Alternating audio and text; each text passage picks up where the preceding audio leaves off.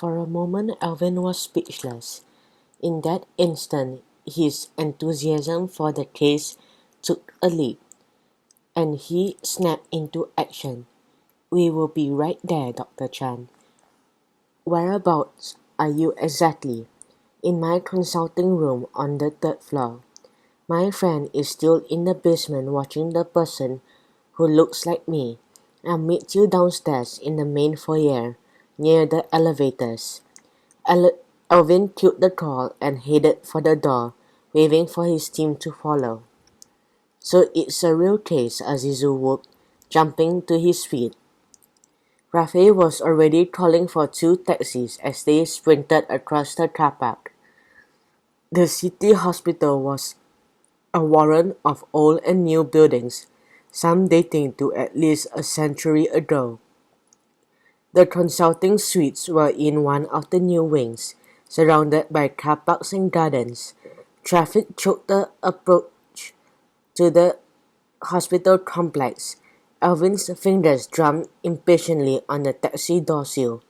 Azizu's eyes were glued to his watch. The instant their cabs pulled in the hospital, the doors flew open.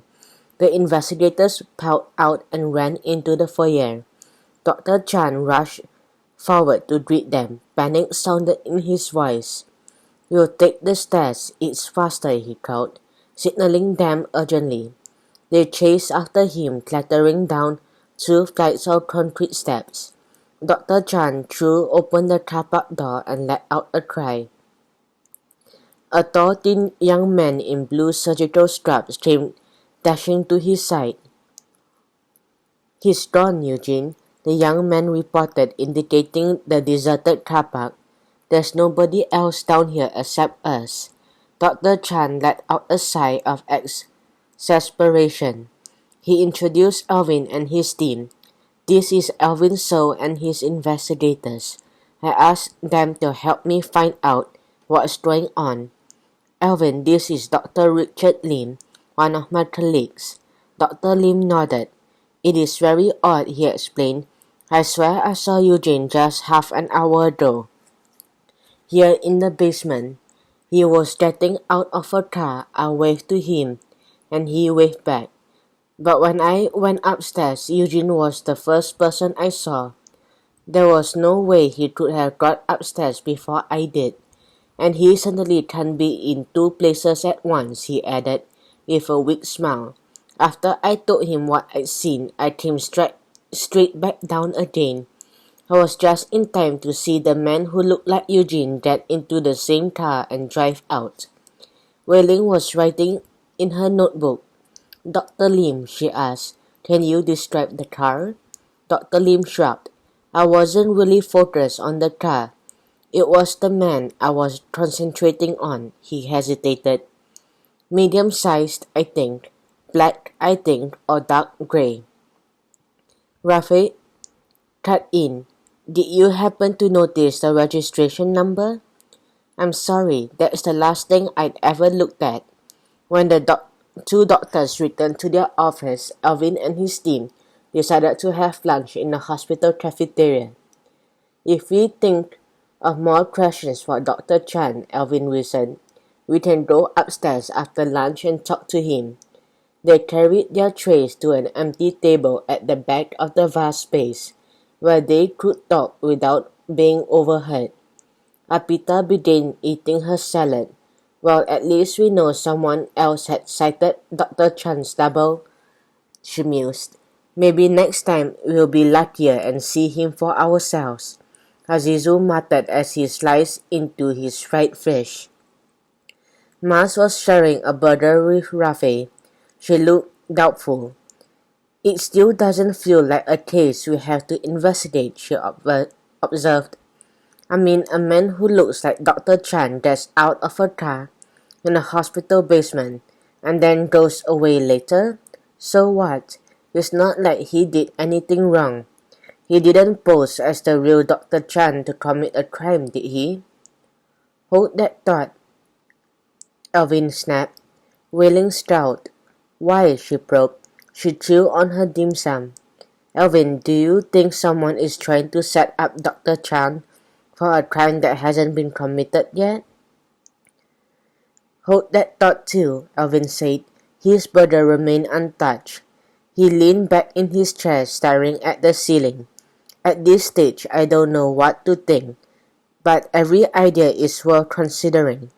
Azizu twisted his cap. I don't know, he said, with a sigh. I can't see what all the fuss is about. Apita shot him a glance. Do you think it's a coincidence that Dr. Chan's double was here at the hospital? Rafe answered her question with a grunt. I don't believe in coincidences. I think something is definitely wrong. What if someone is setting up Dr. Chan? Azizu persisted. But honestly, why would anyone want to commit a crime and pin it on a doctor? Like Dr. Chan is a famous heart surgeon, right? Heart surgeons don't go around robbing banks or murdering people, do they? Hold that thought too, Alvin said.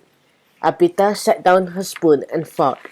A curious look played on her features. Just say Dr. Chan's double isn't going to commit a crime, she speculated. Then that leaves the question, what does he really want? Apita, Wheeling commented. When we know that, we'll have solved the case.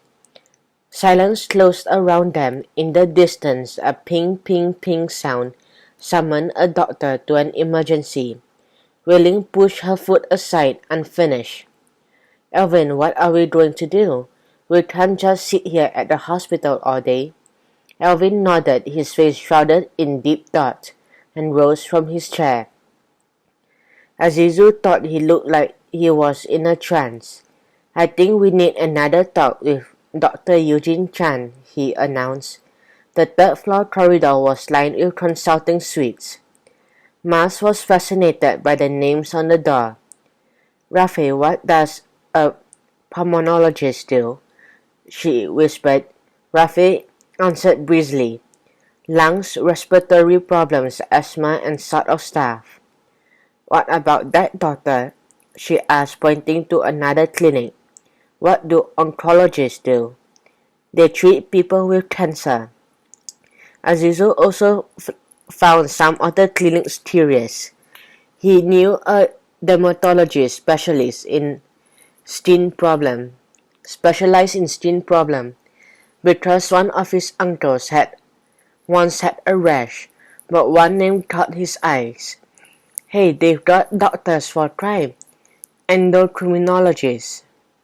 Rafe laughed. It's endocrinology, diabetes and thyroids, like my aunt had. Dr. Eugene Chan's suite was empty when they entered. His secretary looked up from behind a counter. I'm sorry, you've just missed him. Dr. Chan was called out for an emergency. Alvin frowned. We need to ask him some questions. I am Alvin So. The secretary nodded. He said you might call by. She scribbled down an address on a slip of paper. That's Dr. Chan's home address. He said if you wanted to see him again, he'd be home tonight after 6 o'clock. 6 o'clock saw Alvin and his team step out from their cabs in one of the most expensive suburbs in the city. Huge mansions sprawled behind high garden walls. Every driveway boasted either a Mercedes-Benz or a BMW.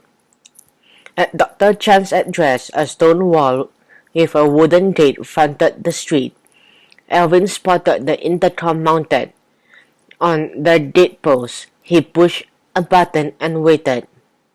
A moment later, a woman's voice spoke. Yes? It's Alvin So and Co.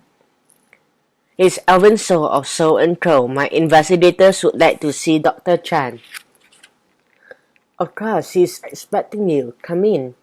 There was a distinct clicking sound and the wooden gate swung open.